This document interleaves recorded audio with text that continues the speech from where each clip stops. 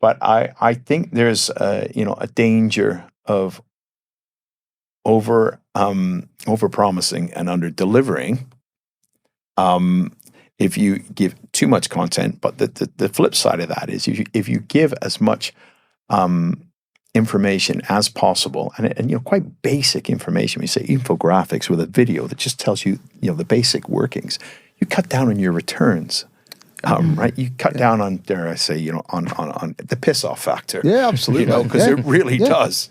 So I think that is so critical now. And, we have lines that I know with the greatest will in the world, we will not get more than 3 stars as good as a product as I think it is. And I'll give you a small example.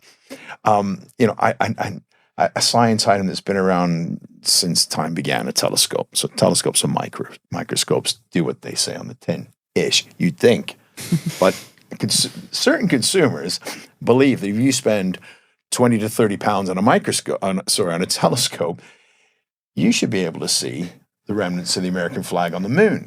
Can you not? Well, that's a whole other podcast, because did they really land on the moon? But we'll leave that one for our American friends maybe for another time. That's a real I wouldn't get slaughtered for it. And I don't have any right of reply. I did in the early days go on there as another consumer, but I can't do that. It's not very constructive.